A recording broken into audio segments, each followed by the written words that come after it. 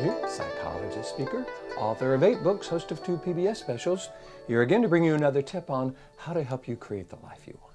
Specifically, how to use my life from the top of the mind philosophy to bring more clarity, confidence, creativity into everything you do.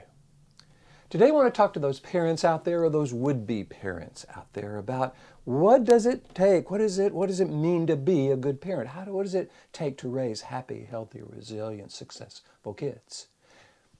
Good news is I am a parent. With my wife Georgia, we have raised 2 wonderful sons, Christopher and Nicholas, who are now 29 and 25, great kids, great people. And that doesn't make me an expert, but at least I have some kind of experience in this process. I've also written a book called How to Get Kids to Do What You Want, which really takes my life from the top of the mind philosophy and applies it to parenting. So I thought I'd do this video today because some other kind of ideas have come into my mind. There is a quote on parenting that I'm sending out to those 6,000 folks on my quote list. By the way, if you ever want to receive one of my favorite quotes each week, along with 2 or 3 paragraphs about how to apply that quote to life, all you got to do is go to my website, billcrawfordphd.com. Just Google Bill Crawford, Ph.D. I'll come up on the first page. Hit the subscribe button. It's free. Put your name, email address. Each week I'll send you one of these quotes along with 2 or 3 paragraphs about how to apply it to life. This quote is about parenting. It says, having a baby no more makes one a good parent than having a baby grand piano makes one a good pianist. I really love that because I think it speaks to the difference with just having a baby. A lot of people say, okay, I just had a baby, now I'm a parent. Well, yeah, but that doesn't really make us a good parent. In order to be a good parent, we have to have the same kind of dedication to learning and growing and practicing that it would take to become a good pianist. If we do that, we can begin then to get better and better and better at it. And we're going into it with the goal of learning. So in terms of learning, I always like to start with science. So there is a study out there that's been done by Robert Epstein. He and his graduate students interviewed about 2,200 parenting couples, looked at 100 parenting studies from the past, did about a meta-analysis of all that data, interviewed about 100 parenting experts, and came up with the top 10 things that parents need to do, the top 10 skills parents need to have, what they need to do to raise happy, healthy, resilient kids. The first one is love. That's the most important. That's not a real surprise. Kids don't know they're lovable until they're loved. They don't know they're valuable until they're valued. They get their sense of worth through our eyes. So they need to see our love for them so they can feel like they are a lovable person.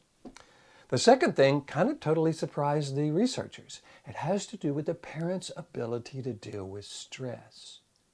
Now, on some level, that kind of makes sense because when we're not dealing with stress too well and then we turn around and deal with our kids, they get all that kind of downhill stuff and they feel put down or criticized in some ways when it's really us not dealing with some stress. That's why I really love going around the world teaching people how to access this clear, confident, creative, loving part of who they are by accessing the upper 80% of the brain. I call it the top of the mind. It's a philosophy, a framework that I have created and I get to go around the world practicing. And when I'm doing my parenting seminars, I always talk about coming from this upper 80% of the brain, this clear, confident, creative, compassionate, loving part of who you are. So that you're dealing with stress in a way that then allows you to turn and deal with your kid in a way that they feel loved and valued and respected. The third thing, again, shocked the researchers, has to do with the parents' relationship skills with other adults. Kids live what they learn. They watch us interact with other adults. And that becomes their way of interacting with other adults. So we got to be careful sometimes if we have people in our lives that we are in conflict with. If we kind of show our kids that in a way that implies that somehow this is a bad person and they have no right to be this way, kids grow up kind of learning that. The fourth thing is autonomy and respect. Kids need to have choices and they need to know that they are respected. I always talk about when I'm doing my seminars, how do you raise happy, healthy, responsible, respectful kids, cooperative kids? Well, anytime we're interacting with our kids, we're teaching them something. So we can't teach respect by being disrespectful. We can't teach cooperation by being uncooperative. We can't instill confidence in our kids if they hear us saying, I have no confidence that you know this.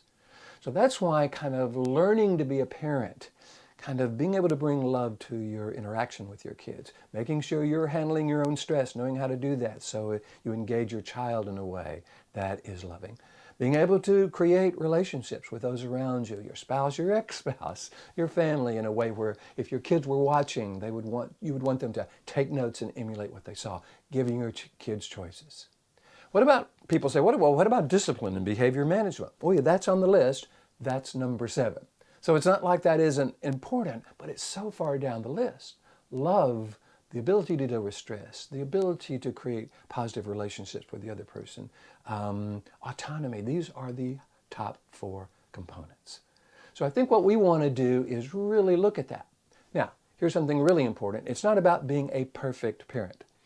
I had a professor of mine, Dr. Sam Buser, once told me, Bill, there's no such thing as a perfect parent. As a matter of fact, you don't ever want to be a perfect parent. It doesn't give your kids anything to be better than.